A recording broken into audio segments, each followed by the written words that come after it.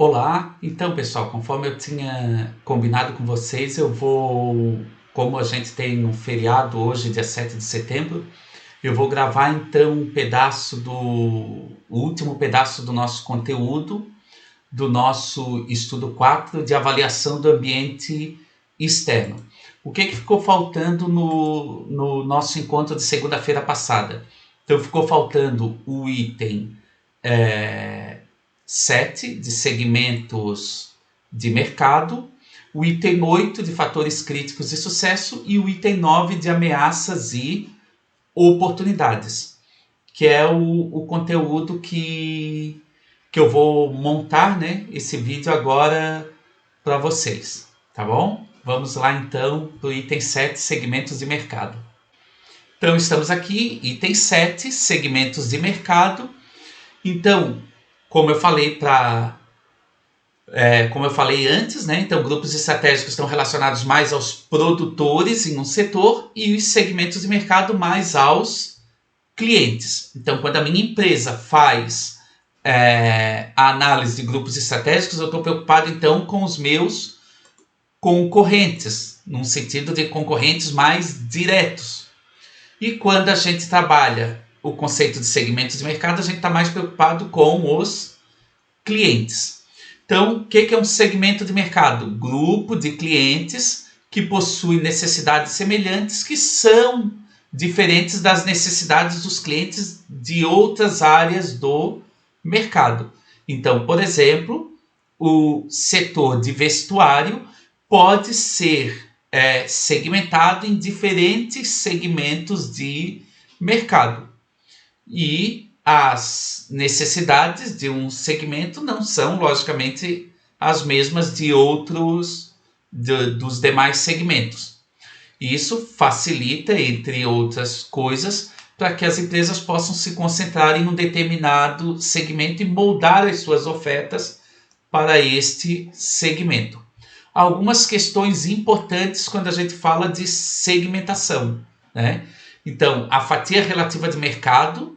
Então, a gente está falando de fatia relativa porque ela é relacionada aos demais competidores ou aos concorrentes. Então, as organizações que adquiriram ao longo do tempo experiência em trabalhar com um determinado segmento de mercado não devem ter apenas custos mais baixos nessa atividade, mas também elas podem ter construído relacionamentos que são difíceis de serem rompidos por outros competidores.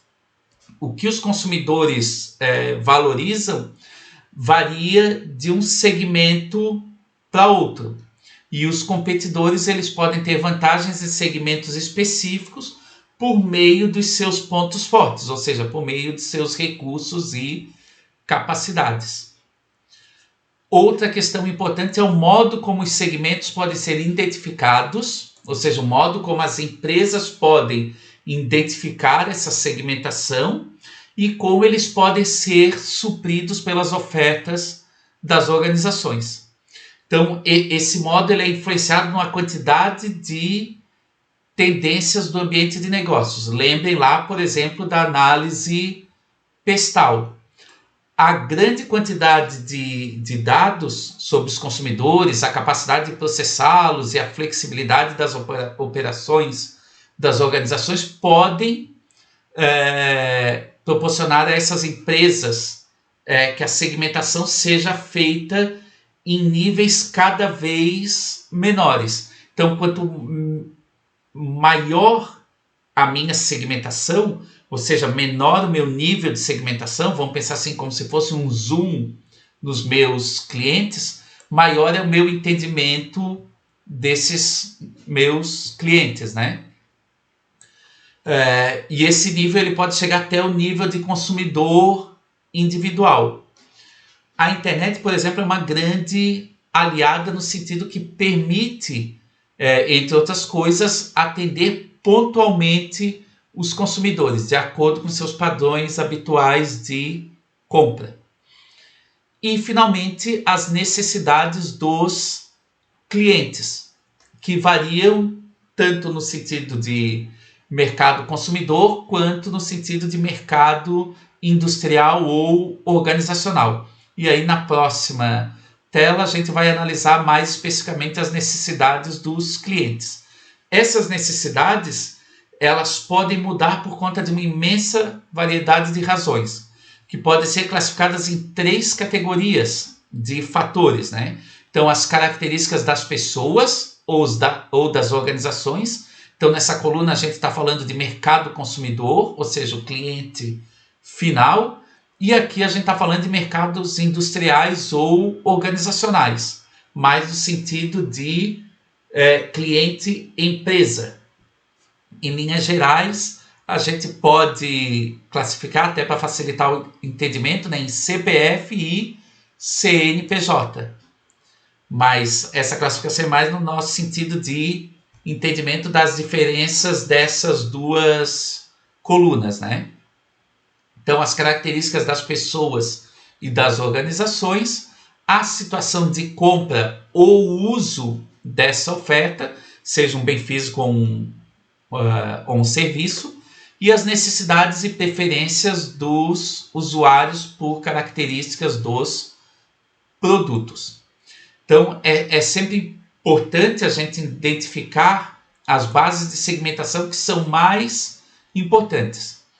Qualquer fator poderia ser utilizado para identificar segmentos. Entretanto, na prática, é mais relevante a gente saber quais desses fatores influenciam mais no nosso contexto de negócio e, consequentemente, fazer uma segmentação mais adequada. Também ajuda a pensar em diferentes bases de segmentação no mesmo mercado, para compreender melhor a dinâmica daquele mercado e como essas bases acabam mudando. E aí, então, nesse quadro, né? Então, para esse tipo de fator, então a gente tem os fatores relativos a mercados consumidores. E aqui a gente tem fatores relativos a mercados industriais. Para esse tipo de fator, os fatores relacionados a mercados do consumidor, ou mercados consumidores, e aqui os fatores relacionados a mercados industriais. E para esse terceiro e último tipo de fator, os fatores relacionados a mercado consumidor e os fatores relacionados a mercados industriais ou organizacionais.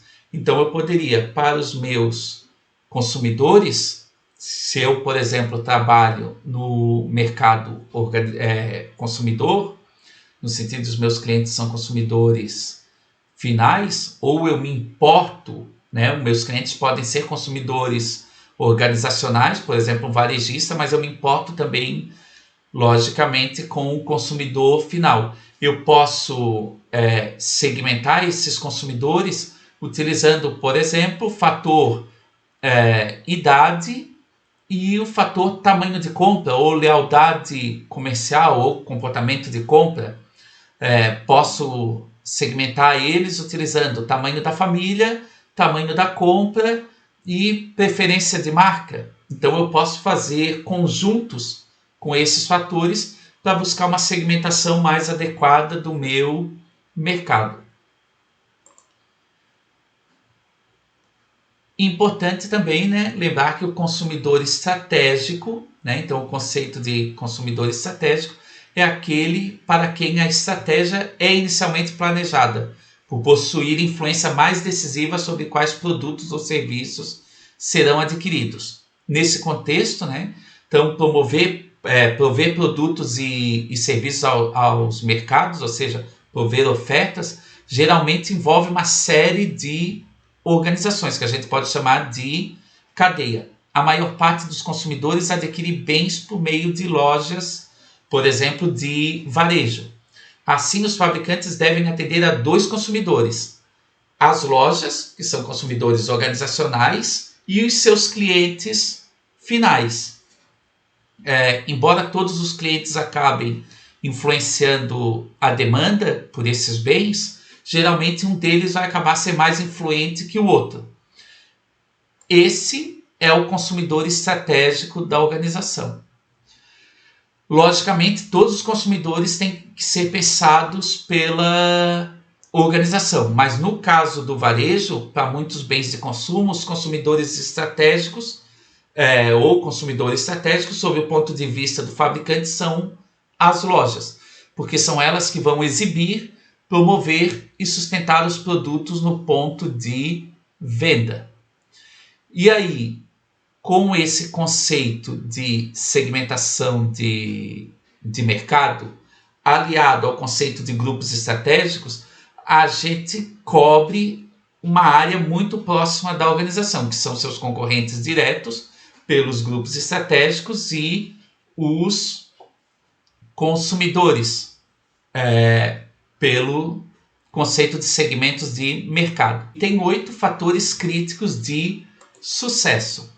Então, o que são os fatores críticos de sucesso? São os elementos estratégicos, pode ser atributo do produto, competências competitivas ou ativos intangíveis, que têm grande impacto no futuro sucesso no mercado. Ou seja, são fatores que, quando atendidos, eles nos possibilitam uma maior chance de sucesso das nossas estratégias. Eles são tão importantes que, assim, que todas as empresas deveriam prestar bastante atenção neles. Por exemplo, no setor de roupas, são os designs e as combinações de cores atraentes, o baixo custo de fabricação, uma forte rede de varejistas ou lojas da empresa, capacitação para distribuição, que permite que as lojas continuem vendendo os itens mais procurados, questão dos anúncios e publicidade e propaganda, que transmitam bem a imagem da organização. Por exemplo, existe uma série de fatores críticos de sucesso previamente mapeados. E não quer dizer necessariamente que todos eles são importantes em todos os setores. Então a gente tem aí os tipos comuns de fatores críticos de sucesso, relacionados à tecnologia, relacionados à produção, né? Então tecnologia, relacionados à produção, relacionados à distribuição, relacionados ao marketing, relacionados a aptidões e capacitação, e outros tipos de fatores críticos de sucesso. Em geral, os fatores críticos de sucesso de um setor podem ser deduzidos identificando as características dominantes do setor. Pode-se a partir de análise de grupos estratégicos, por exemplo, sobre a concorrência, avaliando as 5 forças competitivas ou as 5 forças de Porter, considerando o impacto das forças propulsoras no setor. Podemos comparar as posições de mercado dos integrantes desse setor, podemos utilizar a análise de segmentos de mercado, que a gente viu também anteriormente, para tentar identificar os tipos comuns ou os tipos mais relevantes, né, de fatores críticos de sucesso. Na verdade, os fatores críticos de sucesso, né, a partir desses 6 tipos que estão apresentados aí nesse quadro. Questões que ajudam a identificar, então, esses fatores críticos de sucesso, né? Em que base os compradores do produto do setor fazem sua escolha entre as marcas concorrentes dos vendedores? Ou seja, quais são os atributos cruciais do produto para a escolha dos compradores? Dada a natureza das forças competitivas de um determinado setor no mercado, de que recursos e competências competitivas uma empresa precisa para ter sucesso naquele setor. E quais as falhas em que é previsível, ou quase certo, uma significante desvantagem competitiva para uma determinada empresa. Raramente existem mais de 5 ou 6 fatores críticos para o sucesso competitivo. É o que a literatura traz. Portanto, a gente tem que resistir à tentação de rotular todo fator como importante, como se ele fosse fundamental. Por quê? Porque isso acaba fazendo com que a gente se perca num mar de informações e análises que muitas delas acabam não sendo relevantes para a nossa organização. Uma forma que pode ajudar é a gente criar gráficos para fazer essa análise. Então, uma análise que pode ajudar é a gente desagregar, ou uma técnica que pode ajudar é a gente desagregar os fatores críticos de sucesso focados nos consumidores. Por exemplo, uma forma simples, né, mais útil é a gente comparar as posições dos competidores num determinado mercado em diferentes segmentos. Então, por exemplo, se a gente está falando do mercado de equipamentos de engenharia elétrica, né? O que a gente tem aqui? A gente tem 5 fatores decisivos de sucesso ou fatores críticos, né? Reputação, assistência pós-venda, confiança na entrega, testes e qualidade técnica. São particularmente importantes para a média de clientes, de acordo com a ordem apresentada. Média mais alta no ranking, média mais baixa no ranking. Essas são as posições médias para cada um dos 5 fatores, com preços similares, né? E que acabam determinando as escolhas dos consumidores. E a gente tem três perfis de competidores, né? A empresa A, a empresa B e a empresa C. Eles estão esboçados, então, ali em relação a cada um dos 5 fatores. Observe que o ponto forte da empresa A não é o mais valorizado pelo consumidor médio, né? Então, a gente tem a empresa A em azul aqui, né?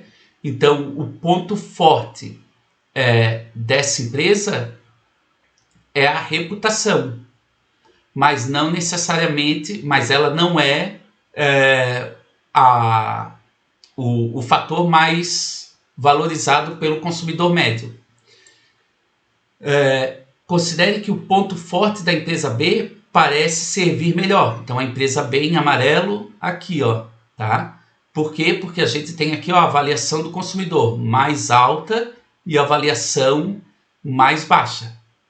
Observem também que nenhuma empresa está se saindo particularmente bem em relação a testes e qualidade técnica. Então, elas têm uma avaliação do consumidor mais baixas aqui.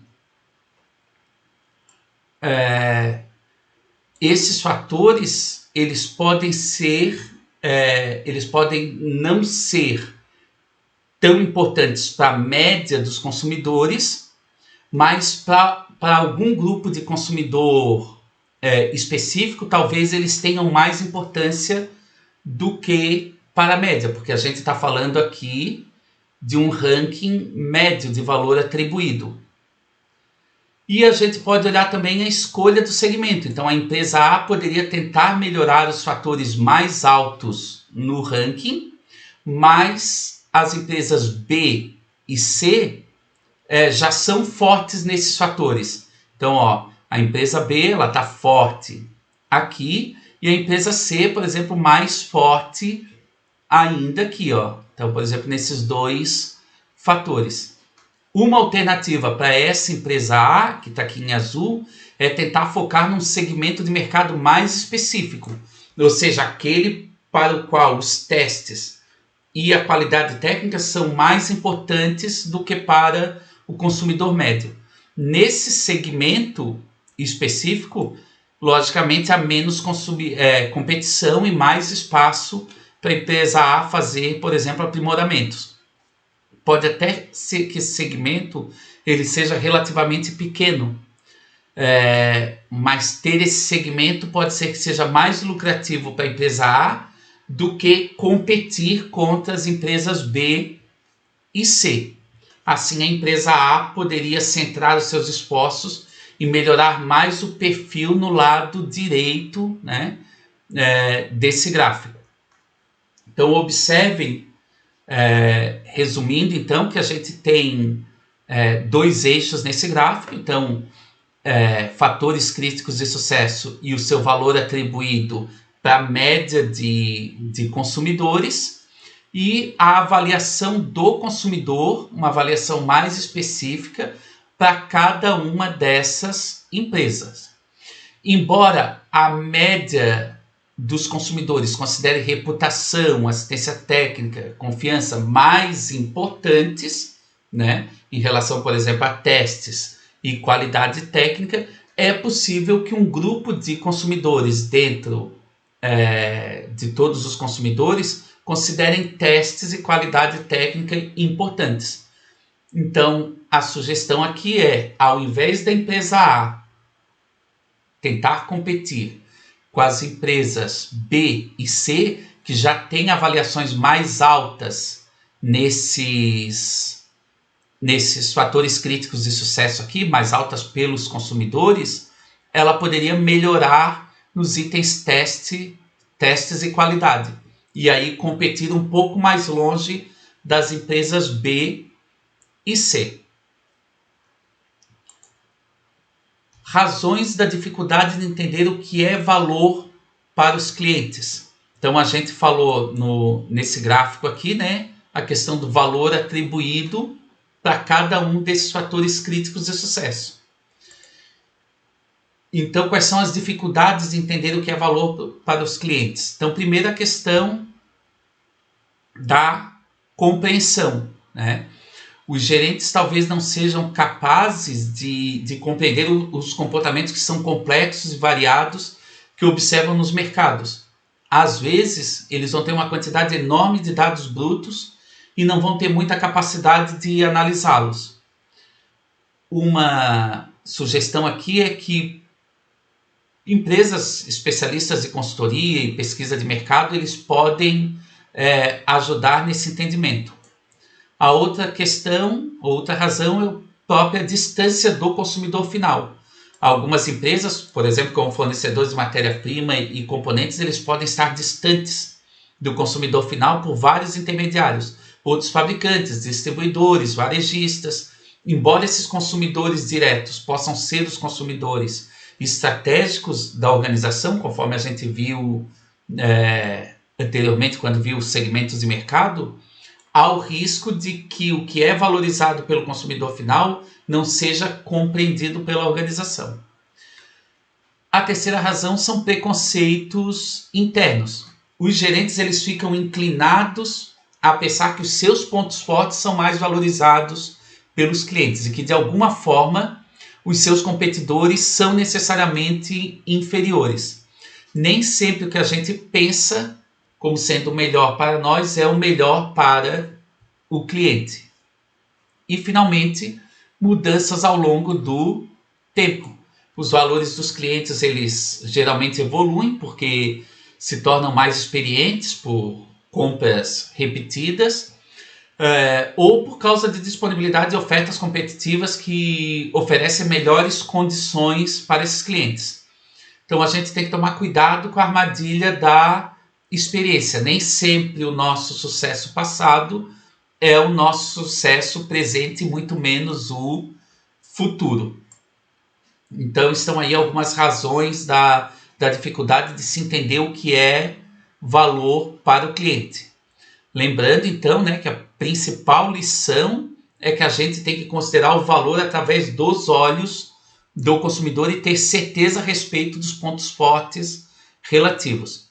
Embora pareça relativamente evidente, o ponto de vista do consumidor e a certeza dos pontos fortes normalmente não são facilmente reconhecíveis por essas razões que a gente tratou aqui. Então, quando a gente viu agora esse item sobre fatores críticos de sucesso, se observa que o exemplo que foi dado está muito relacionado aos clientes. E aí ele tem muita relação com o conteúdo sobre segmentos de mercado, que trata também de segmentos de clientes. Mas lembrando, pelo quadro que a gente viu anteriormente, que os fatores críticos de sucesso eles não estão apenas relacionados aos clientes, mas a gente pode entender que clientes são uma força propulsora digamos assim, da identificação, ou existe uma força altamente relacionada aos fatores críticos de sucesso de uma forma geral. E aí, finalizando, a gente entra então na questão das ameaças e oportunidades, que é a principal questão da análise do ambiente externo. É identificar ameaças e oportunidades no ambiente externo. Então, a principal questão a ser respondida é: que oportunidades e ameaças existem no meu ambiente ou no ambiente que eu pretendo atuar? Assim, os conceitos e estruturas que a gente viu até aqui, eles devem ser úteis para a gente compreender os fatores, de uma forma geral, do ambiente da organização. A gente está falando de ambiente externo. E a principal questão são as implicações que são tiradas dessa compreensão, ou seja, a identificação de oportunidades e ameaças. Então, as oportunidades e ameaças, elas compõem metade do trabalho, porque a gente viu no diagnóstico estratégico que a gente vai identificar oportunidades e ameaças no ambiente externo e forças e fraquezas no ambiente interno. E as oportunidades e ameaças do ambiente externo e as forças e fraquezas do ambiente interno, elas vão compor o que a gente chama de análise SWOT, que é uma análise de adequação entre os dois ambientes. Então, o SWOT ele quer dizer forças e fraquezas, oportunidades e ameaças. E aí, por meio dessa análise, eu posso identificar quais das minhas forças me possibilitam aproveitar oportunidades no ambiente externo, ao mesmo tempo que podem me possibilitar também mitigar os efeitos de ameaças. Ao mesmo tempo, identificar quais das minhas fraquezas, do ponto de vista interno, dificultam o aproveitamento de oportunidades e podem aumentar o impacto ou o efeito das ameaças no ambiente externo. Então, essa análise me ajuda a aproveitar o que a gente pode chamar de abertura estratégica, que também pode ser chamada de janela de oportunidade, que é uma determinada oportunidade no ambiente competitivo que não está sendo explorada pelos competidores. Isso, então, vai ajudar com que eu olhe para o meu ambiente externo e para o meu ambiente interno e eu consiga identificar o que eu devo fazer do ponto de vista mais externo e o que eu posso fazer do ponto de vista mais interno. Nesse sentido, tem um livro que é bastante interessante, que vocês conseguem encontrar alguns resumos na internet, que chama Estratégia do Oceano Azul, que os autores afirmam que as organizações simplesmente se concentram em enfrentar face a face os adversários, e aí atuando num oceano vermelho, e que elas têm a oportunidade de encontrar oceanos azuis, ou seja, locais onde a competição ela é mais favorável. Vale a pena a leitura e tem muita relação com a avaliação do ambiente externo. Então, com essa última parte, a gente fecha o conteúdo do estudo 4. Nosso próximo conteúdo é o estudo 5. É muito importante que vocês olhem para esse conteúdo e tentem identificar o papel das tecnologias da informação e comunicação, das TICs, que é especificamente a área de vocês. Tentem identificar o papel delas nesse contexto estratégico, tanto do ponto de vista de suporte à avaliação do ambiente externo, mas também um pouquinho mais à frente como recursos para a implementação de estratégias que levem à vantagem competitiva. A gente se vê então no próximo estudo, no caso na próxima segunda-feira presencialmente. e para iniciar o nosso estudo 5, tá? Que fala sobre avaliação do ambiente interno. Até mais!